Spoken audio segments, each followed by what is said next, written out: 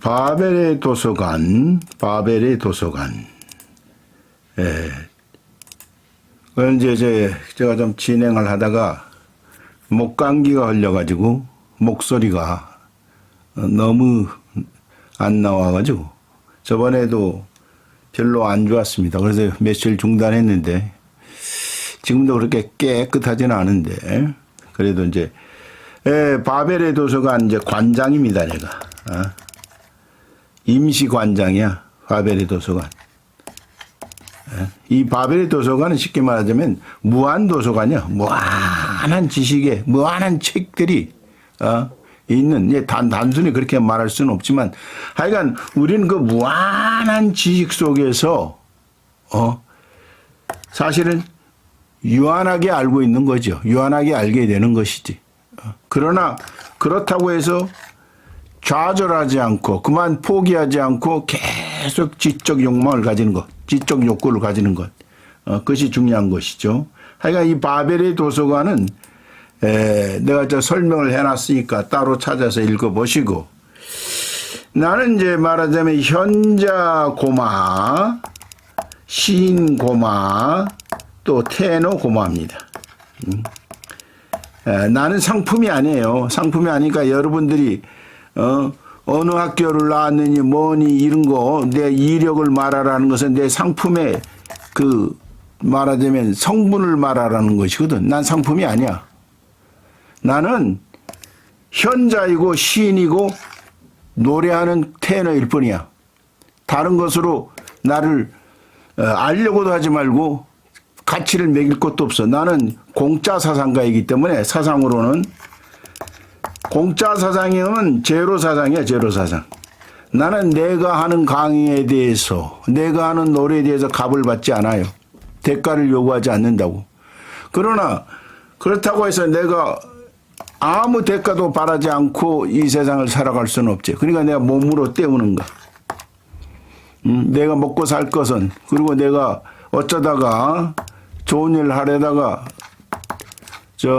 문화사업을 하려다가 진짜 문화사업을 하려다가 빚을 졌는데 그거 외에는 나는 아무것도 없어.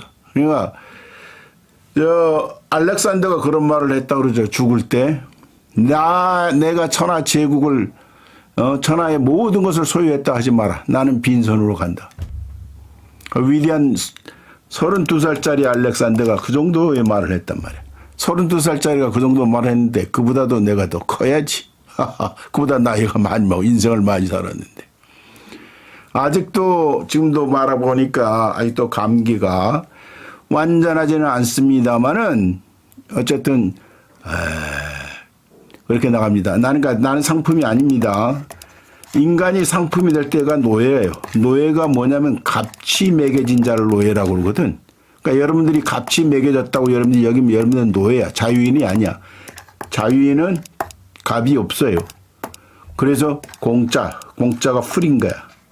프리는 제로죠. 값이 없어. 그러니까 내가 이렇게 말한다고 사람들한테. 이 세상이 공짜 세상이 되어야 됩니다. 그러면 말도 안 되는 소리 하지 말라고 그래. 말도 안 되는 소리 하지 말라고. 그러면 이 세상이 자유로운 세상이 돼야 되겠습니다. 그럼 그렇지요 그래. 근데 참 모순되는 게 사람들이 공짜가 뭐예요? 공짜가 자유예요. 자유. 프리야. 프리. 공짜로야. 영어로. 우리가 말하는 공짜란 말은 자유라는 말이에요. 영어로. 영어로뿐이 아니라 이 뜻을 이제 한자나 이 뜻을 전부 알면 이게 자유라는 뜻이거든. 그러니까 공짜 세상은 자유 세상인 거야. 자유 세상이야. 프리월드야. 프리월드. 프리월드를 자유 세상, 자유 세계라고 번역할 수도 있고 공짜 세계라고 번역할 수도 있는 거예요.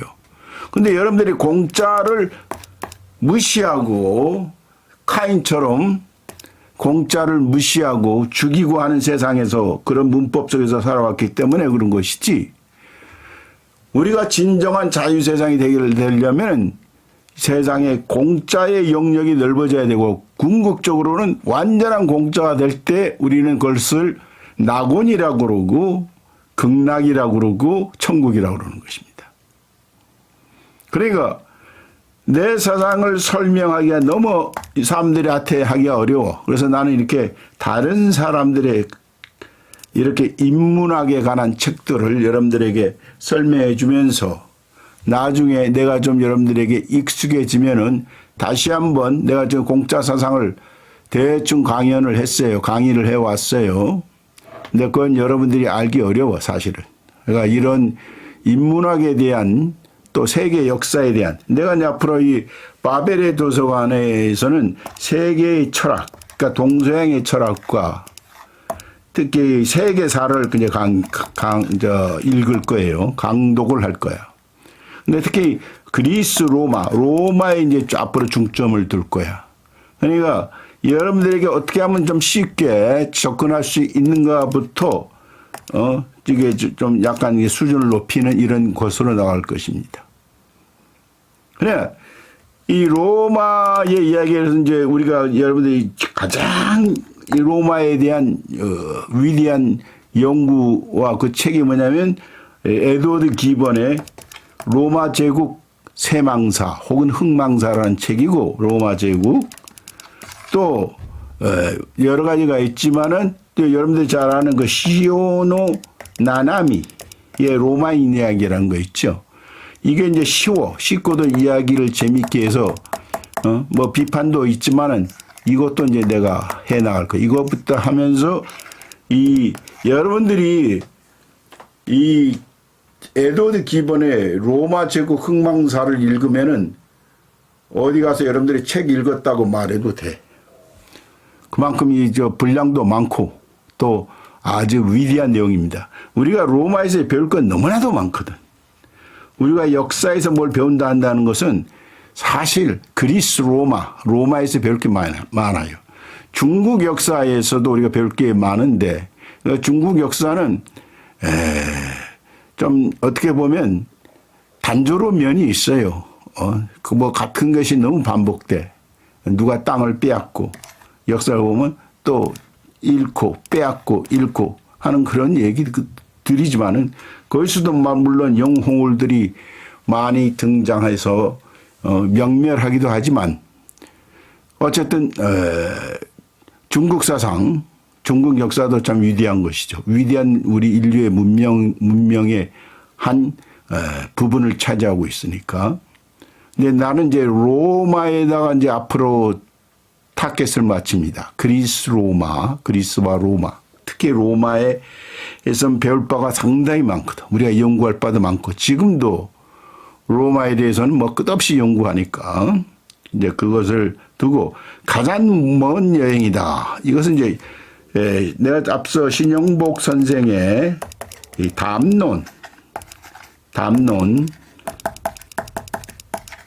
담론의 한 부분을 읽어드렸는데 그것은 이제 삭제하기로 합니다. 왜냐하면 너무 감기가 심할 때 해가지고 듣기가 민망하더라고. 그 다음에 다시 또 하기로 하고, 이 담론이란 책이 아주 여러분들 기회 있으면 읽어보세요 하는 훌륭한 책입니다. 그 신영복 선생이 20년 동안 사실은 강제 무권 수행을 한 거지. 근데 거기서 많은 사람도 만나고 또 독서도 많이 했고, 또 이분이 오늘 워낙 인격적으로 아주 고매한 분이니까 아주 그 이 책이 이분이 뭐 사상범으로 말하자면 감옥살이를 했는데 그런 것은 이 정치하는 자식들의 잔인한 짓거리들이고 그런 것에 우리가 좌우될 건 없어요. 이분의 하여간 그 책을 읽어보면 여러분들이 배울 바가 너무도 많다. 특히 인문이 무엇인가를 아주 잘 설명하고 있다. 그래서 이분의 그 담론이 말하자면 이분의 강의록을 묶은 거예요. 강의를. 책을 쓰자고 한 게 아니라 강의를 묶은 거야. 근데 아주 너무 좋아. 이제 가장 먼 여행이 이제 그 강의를 하면서 첫 시간인데 인문학이란 무엇인가를 잘 말해주고 있어서 여기 여러분들에게 소개합니다. 반갑습니다. 이제 신영복 선생의 말입니다. 이번 강의가 마지막 강의입니다. 마지막 강의라고 특별히 다르지 않습니다. 다만 더 많은 이야기를 쏟아 놓으려고 하지 않을까 걱정됩니다. 강의는 교재 중심으로 하되 교재의 내용을 반복 설명하지는 않습니다. 강의는 사람과 삶의 이야기가 중심입니다. 인간과 삶, 세계에 관한 인문학적 담론입니다. 담론을 나는 이렇게 이제 한자로 두고 말했어요. 담론은 말씀 안에 이 불화자가 두 개 있는 게 담자거든. 그러니까 말하자면 말이 팍 불처럼 타오른 거야. 그 시대 가장 불꽃처럼 튀어오르는 그 어떤 논리나 말이 있을 거 아니야. 그래서 담론이라고 한다. 이슈라고 해도 되겠지. 이슈라고. 그러니까 쉽게 말하면 아주 중요한 말이에요. 당연히 여러분이 살아오면서 고민한 문제들과 크게 다르지 않습니다. 그렇기 때문에 강의실이 공감의 공간이 되었으면 합니다. 우리의 강의가 마중물이 되어 여러분이 발 딛고 있는 땅 속에 맑고 차가운 지하수를 길어 올리게 되기를 바랍니다. 오랜 강의 경험에서 오랜 강의 경험에서 터득한 두 가지가 있습니다. 첫째는 교사와 학생이란 관계가 비대칭적 관계가 아니라는 것입니다. 옛날 분들은 가르치는 것을 깨우친다고 했습니다. 모르던 것을 이야기만 듣고 알게 되는 경우는 없습니다. 이미 알고 있었지만 미처 생각하지 못했던 것을 불러내는 것입니다. 이를테면 내가 그림을 보여드리면 여러분은 그 그림을 보는 것이 아니라 여러분의 앨범에서 그와 비슷한 그림을 찾아서 확인하는 것입니다. 둘째는 설득하거나 주입하려 해서는 안 된다는 것입니다. 사람의 생각은 자기가 살아온 삶의 결론입니다. 나는 20년의 수영 생활 동안 많은 사람들과 만났습니다. 그 만남에서 깨달은 것이 바로 그 사람의 생각은 그 사람의 걸어온 인생의 결론이라는 것이었습니다. 대단히 완고한 것입니다.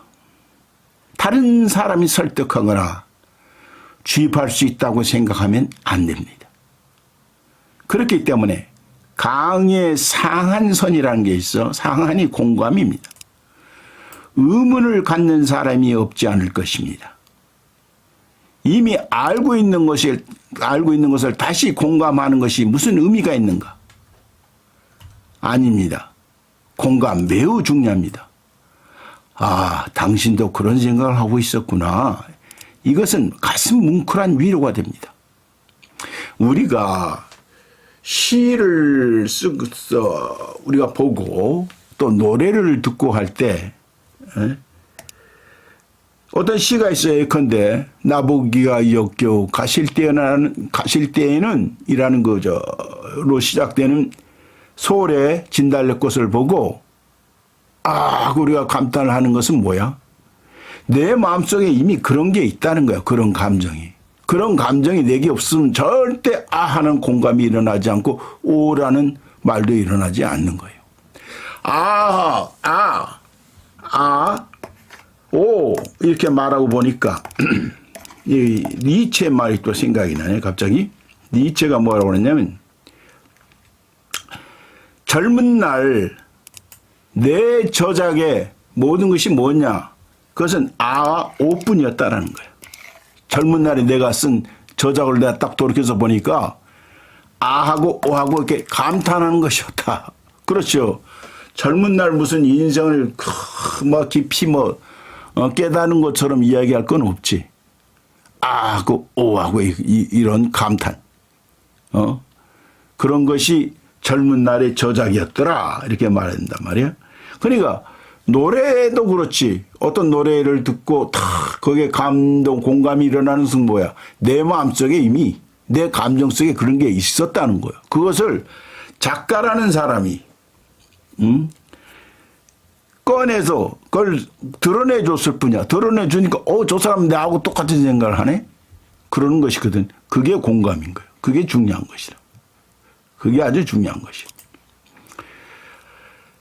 이것은 가슴 뭉클한 위로가 됩니다. 위로일 뿐만 아니라 격려가 되고 약속으로 이어집니다. 우리의 삶이란 그렇게 짜여 있습니다. 에피쿠로스는 철학자 에피쿠로스 있죠. 쾌락주의자라고 그러지. 쾌락주의자라서 우리들이 말하는 거는 쾌락이 아니요. 정신적 말하자면 쾌락이야. 이거 아주 깊은 뜻이지. 여러분들 그냥 쾌락이라고 생각하면 안 돼. 에피쿠로스는 우종이란 음모라고 합니다. 우종을 음모라고 했다는 거야? 음모라는 수사가 다소 불온하게 들리겠지만 근본은 공감과 다르지 않습니다. 정작 불온한 것은 우리를 끊임없이 소외시키는 소외 구조 그 자체입니다. 왜 우정이란 음모라고 그랬을까요?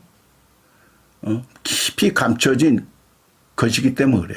음모라는 것이 깊이 감춰진 거 있잖아. 그러니까 음모란 우정이란 깊이 감춰져 있는 것이다. 이런 뜻으로 한 말이에요. 그러한 현실에서 음모는 든든한 공감의 진지입니다. 소외 구조에 저항하는 인간적 소통입니다. 우리가 공감을 하고 있으면 우리가 소외당하지 않지. 저 사람이 나랑 똑같은 생각을 하고 있고 똑같은 걸 느끼고 있었다. 그게 소통인 거지. 글자 그대로 소외를 극복하는 것입니다. 소통이 그런 뜻이죠. 소외를 극복하는 것. 우리의 교실이 공감의 장이 될 수 있기를 바랍니다. 강의실 창밖으로 낙엽이 지고 있습니다. 초가을입니다. 우리의 강의는 겨울 눈이 내릴 때까지 이어집니다. 가을에서 겨울까지 여러분과 참 많은 이야기를 나누게 될 것입니다. 더구나 늦은 저녁 시간입니다.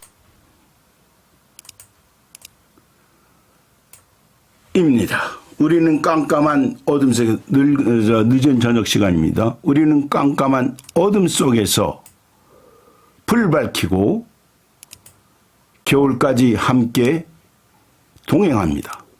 우리의 강의실이 위로와 격려, 약속과 음모, 공감과 소통의 장이 될 수 있기를 바랍니다. 오늘은 강의 소개부터 하겠습니다. 자, 여기서 이런 말이 있죠. 책은 우리가 누가 책을 쓴다는 것은 2, 3년 전의 생각이고, 그렇지. 오늘 책을 쓰는데 오늘 딱 떠오른 걸 쓰는 게 아니잖아. 2, 3년 전부터 쭉 재고도 그 전 더 오래될 수도 있고, 심지어 파우스트 같은 경우는 한 50년이 걸렸다고 그러고, 단테 신곡은 23년인가 그렇게 걸려서 쓴 거예요. 딱 오늘 나온 게 아니라고 말이야. 그러니까 이태백이 시를 쓸 때 술을 마시고 썼다고 그래. 술을 마셨을 때만 시를 썼다고 그래. 그러니까 그건 술 주정뱅이의 시다. 그렇게들 말하거든. 그건 뭘 모르는 거지. 그 전부터 딱 생각이 오고 느껴온 것을 술 한 잔 먹고 그 기분에 딱 쓰는 거예요. 술 먹고 어떻게 그런 게 공장처럼 술 공장이야? 그러니까 책은 2, 3년 전의 생각이고 강의는 어제 저녁의 생각이라고 합니다. 어제 저녁에 이제 생각했을 거 아니야. 내일 뭘 강의를 해야 될까? 그러나 우리 교실은 그렇지 못합니다. 내가 여러분에게 전하고 싶은 이야기 중심으로 진행합니다. 자연히 오래전의 이야기가 많습니다. 그렇기 때문에 먼저 계몽주의 프레임을 허물어야 됩니다. 그러니까 우리가 무엇을 가르치고 무엇을 말할 때 서로 얘기하고 할 때 저 뭐 무지몽매한 것을 깨우쳐줘야지, 계몽시켜줘야지, 이런 것을 하면, 이런 생각으로 하면 안 된다는 것이에요. 이렇게 뭐 나이 든 사람, 인생을 아까도 이렇게 살아오면서 자기 나름대로 생각에 완고함을 갖고 있는 사람들한테 계몽을 한다는 것은 어려운 이야기야. 계몽주의는 상상력을 봉쇄하는 노인 권력이다. 이 양반이 이런 재밌는 말을 하고 있어. 계몽주의라는 것은 뭐냐? 계몽주의는 더 무엇을 이렇게 상상을 나름대로 해야 될 거 아니야?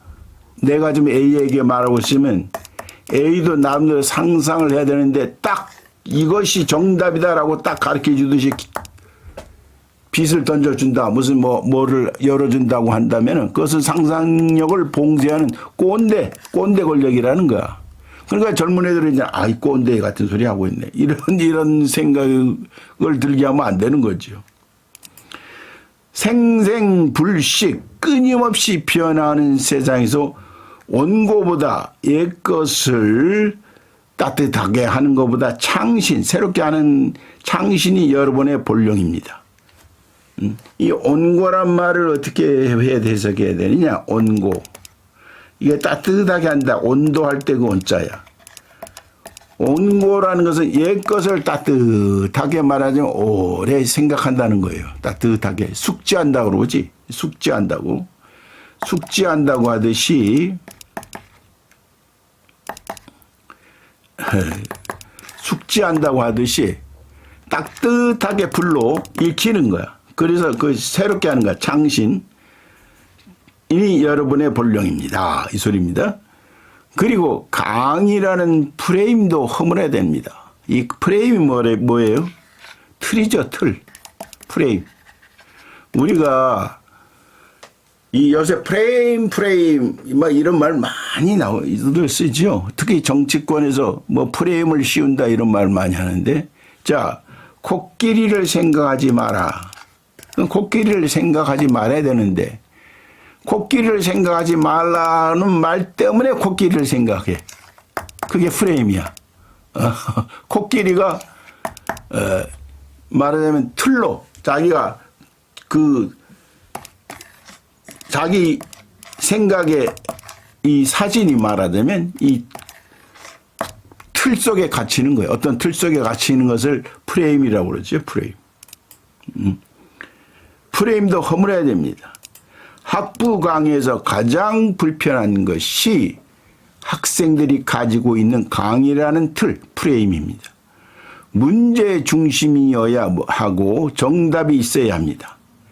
개념과 논리 중심의 선형적 지식은 쭉 선을 긋듯이 지식은 지식이라기보다 지식의 파편입니다. 세상은 조각 모음이 아니고 또 줄 세울 수도 없습니다. 우리의 강에는 여기저기 우연의 점들을 찍어갈 것입니다. 순서도 없고 질서도 없습니다. 이게 바벨의 도서관이야, 이게. 이 순서도 없고 질서도 없지만은 우리의 삶이 그런 것입니다. 지금까지 살아오면서 우연이라고 생각했던 것들이 어느 날 문득 인연이었다는 것을 깨닫게 됩니다. 그리고 그러한 인연들이 모여서 운명이 되기도 합니다. 우리의 강의도 마찬가지입니다. 여기저기 우연의 점을 찍어 나가다가 그것이 서로 연결되어 선이 되고 인연이 됩니다. 그리고 인연들이 모여 면이 되고 장이 됩니다. 선, 면이 되죠. 이것이. 드레즈는 장을 배치라고 합니다. 오늘 우리가 나누는 담론들은 5년 후, 10년 후 고독한 밤길을 걷다가 문득 만나게 될지 모릅니다. 추억은 세월과 함께 서서히 잊혀가다가 어느 날 문득 가슴 찌르는 아픔이 되어 되살아나는 것이라고 합니다. 계몽주의의 모범과 강의 프레임은 모든 자유와 가능성을 봉쇄합니다. 이타고 중국의 그 신유학의 사상가지요. 아주 이 양반에 대해서는 따로 이야기를 해야 돼. 또 이타고 평전이라고 아주 책이 이렇게 두꺼운 책도 있을 정도로 아주 탁월한 생각을 한 사람이야, 이 사람. 이타고 잘 기억해 주세요. 내가 언젠가 이거 할 텐데. 이타고는 사제가 아니라 사후 정도가 좋다고 합니다. 스승과 제자가 아니라 스승과 친구다 이거야. 친구가 될 수 없는 자는 스승이 될 수 없고 스승이 될 수 없는 자는 친구가 될 수 없다고 합니다. 친구도 스승이 돼야 돼. 또 스승은 친구가 돼야 되는 거야. 우리 교실도 그런 점에서 부담 없는 저녁 다담, 차와 말이 있는 다담이었으면 합니다. 교재는 내가 쓴 책과 글 중에서 수정하고 정리한 것입니다. 20여 꼭지입니다. 한 강의마다 2개씩 하더라도 빠듯하지 않을까 걱정입니다. 더구나 이번이 마지막 강의여서 강의 준비를 많이 하다 강의를 망치지 않을까 걱정입니다. 강의는 교재를 함께 읽는 것에서부터 시작합니다. 지금 내가 함께 여러분들하고 읽는 거예요. 교재를 함께 읽는 까닭은 여러분이 미리 읽어오는 일이 없기 때문입니다. 그리고 교재를 낭독하고 전체가 조용히 함께 듣고 있는 교실 풍경은 공간의 어떤 절정입니다. 여러분도 적막한 교실의 경험이 없지 않을 것입니다. 이 책에 뭐가 묻어서 커피가 떨어진 건가 봐. 사각사각 연필 소리만 들리는 적막한 교실의 경험. 대단히 특별합니다. 뿐만 아니라 함께 읽는다는 것은 참 많은 것을 공유하는 것입니다. 중학교 때였습니다. 삼국지 한 권을 3명의 친구가 함께 읽었습니다. 하필 어머니가 심부름을 시켰습니다. 상당히 먼 거리를 달려갔다 왔습니다. 나 없는 사이에 한참 읽어 나갔겠다고 생각하면서 숨가쁘게 달려왔습니다. 한 번 읽으면서 3명이 읽는가 소리내서 읽으니까. 그런데 웬일로 두 친구가 책을 읽지 않고 앉아 있었습니다. 왜 안 읽어? 간웅장 죽었다. 간웅장이 죽었다. 간웅장 죽었다는 대답이었습니다. 간웅장이 죽자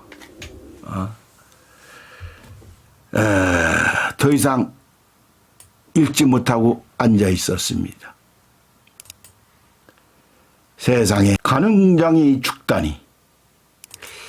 우리는 참으로 슬펐습니다. 한동안 책을 읽지 못하고 앉아있던 기억이 지금도 선합니다. 지금도 삼국지의 절정은 맥성에 지는 달, 간운장의 죽음입니다. 몇 년 전에 영화 적벽대전이 우리 동네 영화관에서 상영되었습니다. 평소 극장에 가는 일이 없는 내가 극장에 갔습니다. 영화는 간웅장이 죽기 전에 끝났습니다. 그 후 적벽대전 2가 상영되었습니다. 이번에는 틀림없겠지. 또 극장에 갔습니다.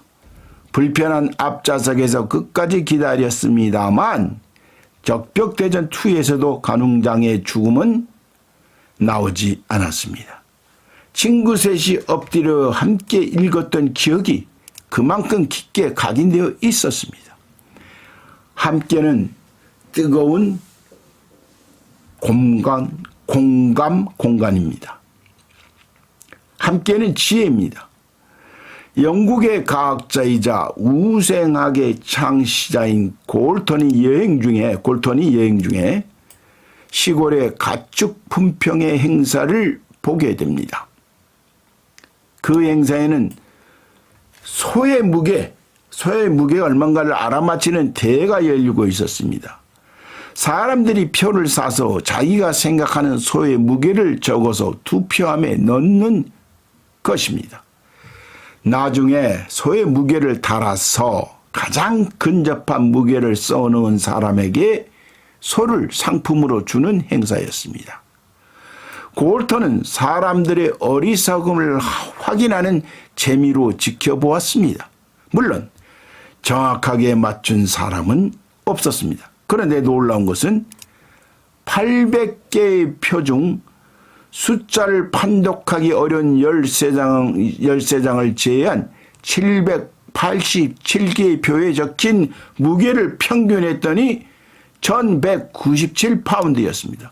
실제로 측정한 소의 무게는 1198파운드였습니다.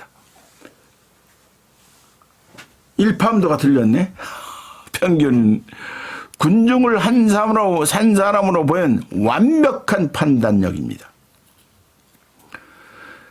군중은 무지하다라고 하는 우파 우중론자인 골턴에게는 충격이었습니다. 집단의 지적 능력, 컬렉티브 인텔리전스라고 하죠. 지적 능력과 민주주의에 대해 다시 생각할 수밖에 없었습니다. 오늘은 첫 시간입니다. 공부에 관한 이야기로 시작합니다.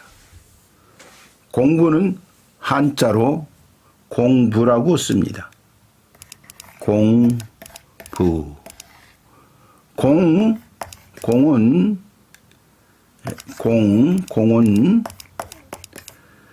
천과 하늘과 땅을 연결하는 뜻이라고 합니다. 공이라는 것은 하늘과 땅을 연결하는 것이라고 합니다. 부는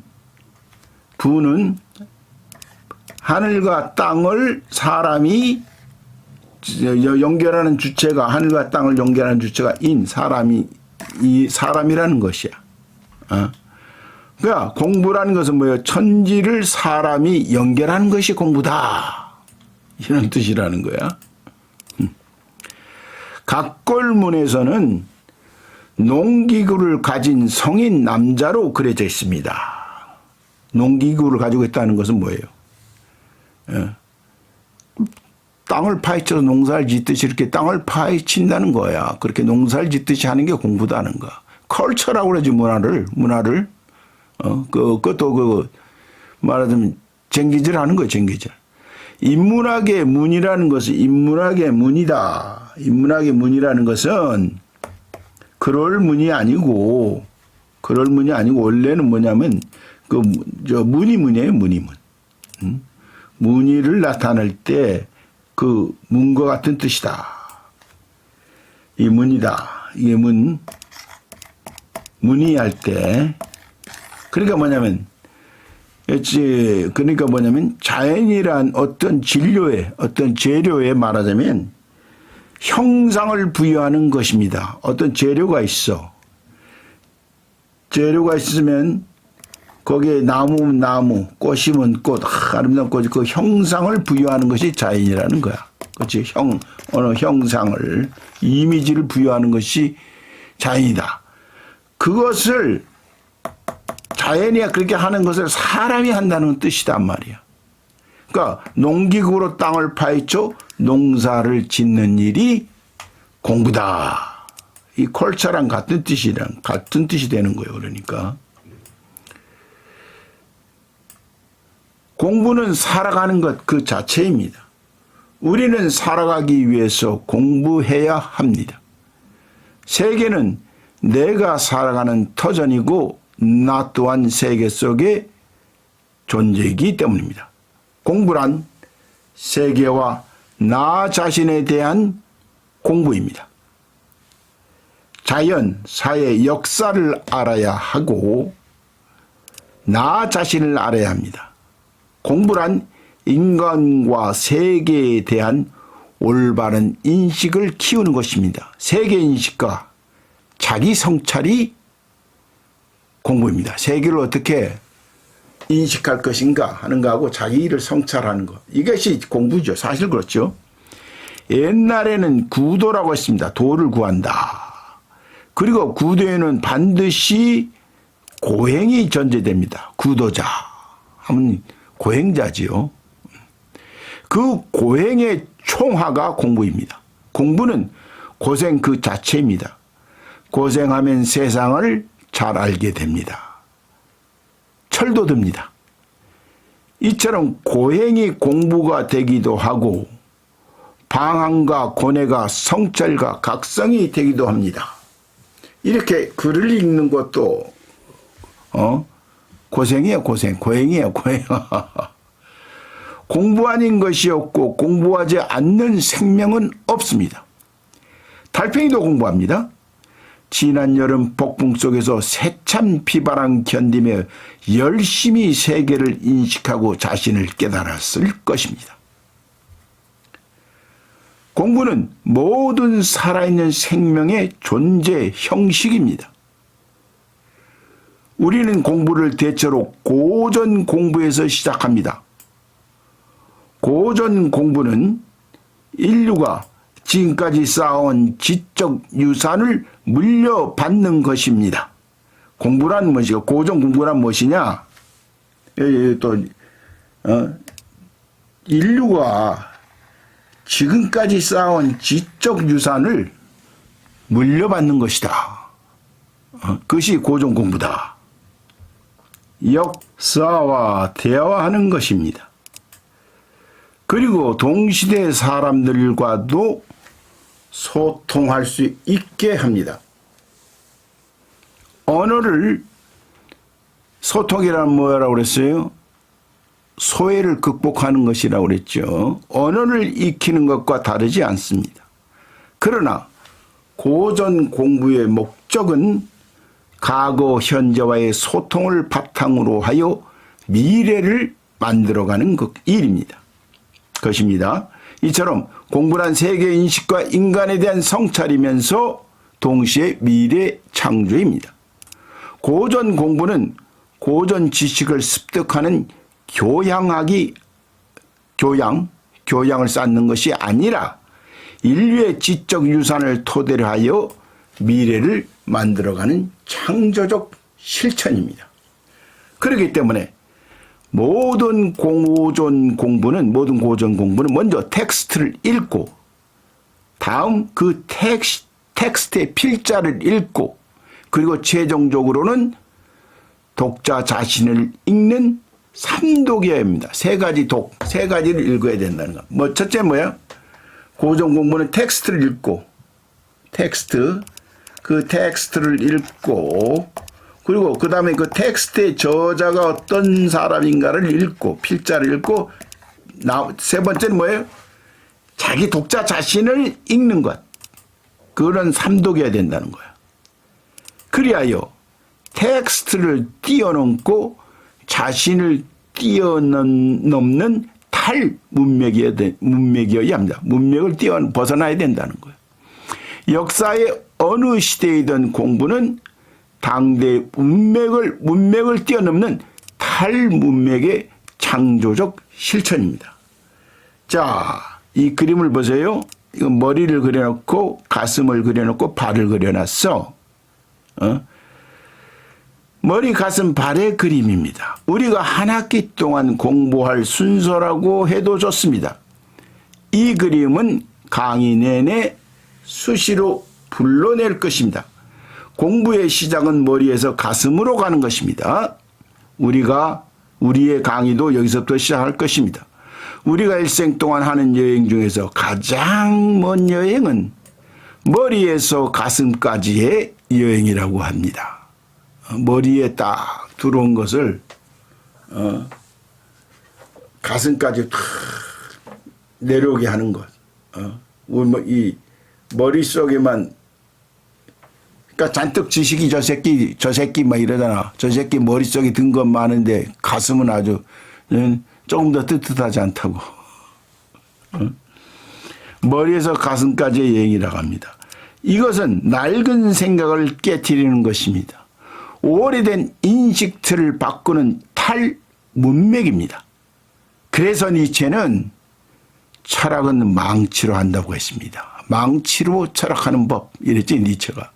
깨부셔야 된다는 거야. 틀을, 오래된 인식, 고정관념을 깨부셔야 된다는 거야. 오래된 인식틀. 뭐 아무개는 무조건 빨갱이다. 어느 도의 사람들은 빨갱이다. 뭐 이런 인식, 그런 걸 다 부셔버려야 되는 거야. 우리가 갇혀있는 완고한 인식들을 깨트리는 것이 공부라는 뜻입니다. 우리가 묻혀있는 문맥은 많습니다. 중세 마녀 문맥이 그것의 한 예입니다. 수많은 마녀가 처형되었습니다. 심지어 자기가 마녀라는 사실을 승복하고 처형당한 사람도 많았습니다. 완고한 인식틀입니다. 자기도 생각해보니까 그런 틀 속에 갇혀있고, 근데 맞아요. 내가 마녀. 이런 식이 됐단 말이야. 니체는 중세인들은 알코올로 견뎠다고 했습니다. 중세인들은 술을 많이 마셨던 모양이 오히려 체면적인 알코올이 각성적인 커피로 바뀌면서 근대가 시작되었다고 했습니다. 니체가 그런 거야. 체면적인 알코올이 각성적인 커피로 바뀌면서 근대가 시작되었다. 공부는 우리를 가두고 있는 완고한 인식들을 망치로 깨트리는 것에서 시작됩니다. 머리에서 가슴으로 가는 여행이 공부의 시작입니다. 우리는 생각이 머리에서 이루어진다고 믿습니다. 전두엽의 변연기에서 형성되는 이미지를 생각이라고 한다면 그렇습니다. 그러나 생각은 잊지 못하는 마음입니다. 이 제목, 이 글의 제목을 이걸로 정할 거예요. 생각이란 무엇이냐? 잊지 못하는 마음이다. 나는 신영복 선생에게 뭐 미안할 것도 없지. 그 내용 중에서 하나를 따오는 것이니까. 생각은 잊지 못하는 마음이다. 여러분들도 이건 명심해 주세요. 생각이란 무엇이냐? 잊지 못하는 마음이다. 어머니가 떠나간 자녀를 잊지 못하는 마음이 생각이다. 기가 막힌 말이죠. 생각은 가슴이 합니다. 생각은 가슴으로 그것을 포용하는 것이며, 관점을 달리 한다면 내가 거기에 참여하는 것입니다. 생각은 가슴 두근거리는 용기입니다. 공부는 머리에서 가슴으로 가는 애정과 공감입니다. 우리에게는 또 하나의 먼 여행이 남아 있습니다. 가슴에서 발까지의 여행입니다. 발은 우리가 발딛고 있는 삶의 현장을 뜻합니다. 애정과 공감을 우리의 삶 속에서 실현하는 것입니다. 공부는 세계 인식과 인간에 대한 성찰로 끝나는 것이 아닙니다. 삶이 공부이고 공부가 삶이라고 하는 까닭은 그것이 실천이고 변화이기 때문입니다. 공부는 세계를 변화시키고 자기를 변화시키는 것입니다. 공부는 머리가 아니라 가슴으로 하는 것이며, 가슴에서 끝나는 여행이 아니라 가슴에서 발까지의 여행입니다. 실천이죠. 그러니까. 그래서 그림을 아까 그랬던 거예요. 머리, 가슴, 발을 그렸던 거야. 머리에서 가슴으로, 가슴에서 발로. 이게 공부다 이거죠. 세상에는 두 종류의 사람이 있다고 합니다. 그리고 그 두 종류의 사람밖에 없다고 합니다. 지혜로운 사람과 어리석은 사람이 그것입니다. 지혜로운 사람은 세상에 자기를 잘 맞추는 사람입니다. 이게 세상이야. 세상에 딱 자기를 맞추는 사람이고, 어리석은 사람은 어리석게도 세상을 사람에게 맞추려고 하는 사람이다. 역설적인 것은 어리석은 사람들의 우직함으로 세상이 조금씩 변화해 왔다는 생각입니다. 세상을 사람한테 맞추려고 하는 이 우직스러움이 조금씩 세상을 오히려 조금씩 변화해 왔다는 사실입니다. 사실이다니까.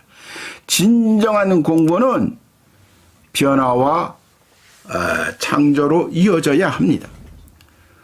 우리의 강의는 가슴의 공전과 톨레랑스, 간용을 넘어 변화와 탈주로 이어질 것입니다. 존재로부터 관계로 나아가는 탈근대 담론에 관하여 논의할 것입니다. 옛날에는 존재를 중요시 여겼지만 이제는 내가 혼자 존재한다 이런 게 아니고, 내 존재가 무엇이냐 이런 게 아니고, 내가 무엇과 관계하는가, 그 관계 속에서 이제 의의를 찾는 것, 뜻을 찾는 것이 이제 탈근대 담론이 되는 거예요. 중요한 것이 이제 그것이 중요한 거예요. 당연히 관계가 강의의 중심 개념이 될 것입니다. 이 관계를 우리가 진행하는 모든 담론의 중심에 두고 나와 세계, 아픔과 기쁨, 사실과 진실, 이상과 현실, 이론과 실천, 자기 계제와 연대, 그리고 변화와 창조에 대해 이야기할 것입니다. 그리고 이러한 변화와 창조는 중심부가 아닌 변방에서 이루어진다는 것에 대해 이야기할 것입니다. 중심부는 기존의 가치를 지키는 보루일 뿐 창조 공간이 못 됩니다. 인류 문명의 중심은 항상 변방으로 이동했습니다. 오리엔트에서 지중해의 그리스 로마 반도로, 다시 알프스 북부의 오지에서 바흐, 모차르트, 합스부르크 600년 문화가 꼽힙니다. 항상 중심부에서 변방으로 가는 거예요. 변두리로 간다 이 말이야. 그리고 북쪽 바닷가의 네덜란드와 섬나라 영국으로 그 중심부가 이동합니다. 미국은 유럽의 식민지였습니다. 중국은 중심부가 변방으로 이동하지 않았습니다. 그러나 변방의 역동성이 끊임없이 주입되었습니다. 춘추 전국 시대는 서쪽 변방의 진나라가 통일했습니다. 진나라도 여기 아주 서쪽에서 여기 중국이라고 한단 말이야. 여기 보달고도 조그만 나라였어요. 저 진나라도. 거란과 몽고와 만주 등 변방의 역동성이 끊임없이 중심부에 주입되었습니다. 그렇기 때문에 변방의 의미는 공간적 개념이 아니라 변방성으로 이해되어야 합니다. 이번에도 우리의 노벨상 한강 작가의 그 노벨상을 받은 것은 세계사적으로 보자면, 세계 그 전체를 두고 보자면 아주 변방 아니야. 더군다나 우리가 한글이 노벨상을 받은 거거든. 한글이 말하자면. 한글이 해석되었지만, 그래서 이런 재밌는 말을 했잖아. 우리가 노벨 문학상 작품을, 처음으로 원서로 읽는다고. 이게 사실 어떤 사람이 이것을 댓글로 썼다고, 댓글로 썼는데 그것이 이제 아주 화제가 되고 뉴스에 타이틀로도 되대.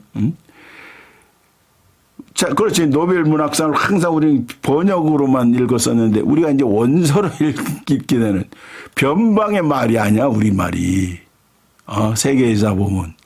그러니까 뭐 BTS라든지 블랙핑크라든지 이것 때문에 사실 한국어를 배우려고 하는 모여가 많았다고 그러지. 그런 분위기도 여기 일조를 하는 겁니다. 그런 것이 없이는 그 번역가가 한글을 번역하겠다고 나섰겠어? 그렇기 때문에 변방의 의미는 공간적 개념이 아니라 변방성으로 이해되어야 합니다. 그러나 변방이 창조 공간이 되기 위해서는 결정적인 전제가 있습니다. 중심부에 대한 컴플렉스가 없어야 합니다. 중심부에 대한 컴플렉스가 없어야 돼. 이 친일파들이 그 중심을 일본에다 두고 끝없이 그 얘네들은 컴플렉스를 아주 재생산하고 있는 애들이야. 미친 자식들. 중심부에 대한 컴플렉스가 청산되지 않는 한 변방은 결코 창조 공간이 되지 못합니다. 중심부보다 더 완고한 교조적 공간이 될 뿐입니다. 그러므로 우리의 교실은 그만큼 자유롭고 열린 공간이 되어야 합니다. 여러분과 함께 만들어갈 수 있기를 바랍니다. 한 학기 동안 공부할 내용을 소개했습니다만 너무 간략해서 잘 이해되지 않았으리라고 생각합니다. 적절한 대목에서 수시로 재론될 것입니다. 미리 밝혀두었듯이 강의라는 프레임을 깨뜨리고 우연의 점들을 여기저기 자유롭게 찍어갈 것입니다. 여러분은 그 점들을 이어서 선을 만들고 장을 만들어 여러분의 생각의 지도, 말하자면 생각의 지도를 지적 지도를 말하자면 완성해 가는 수고를 감당해야 합니다. 그리고 여러분이 발딛고 있는 땅속에 차가운 지하수를 길어 올리기를 바랍니다. 한 학기 동안의 아름다운 동행을 부탁합니다. 우리 교실이 세계와 인간에 대한 각성이면서 존재로부터 관계로 나아가는 여행이기를 바랍니다. 비근대의 조직과 탈근대의 모색이기를 기대합니다. 변화와 창조의 공간이 되길 바랍니다. 아주 나무랄 데 없이 나무랄 데 아주 좋은, 어떻게 보면 인문학을 배워야 될 이유에 대한 그 서문이라고 해도, 서시라고 해도 괜찮을 정도의 아주 훌륭한 글이라고 생각합니다. 그래서 제가 이거를 읽어드린 거예요. 신영복 선생의 담론에 나오는 글인데 그것을 여러분들에게 읽어드림으로써 이 바벨의 도서관도 이런 기조로, 이런 식의 말하자면 리듬으로 나아갈 것입니다. 제가 아직 감기가 완전히 떨어지지 않아서 아직도 코가 좀 건강한데 목소리도 그렇고 내일 모레쯤 되면 괜찮아질 것이라고 생각합니다. 기대합니다.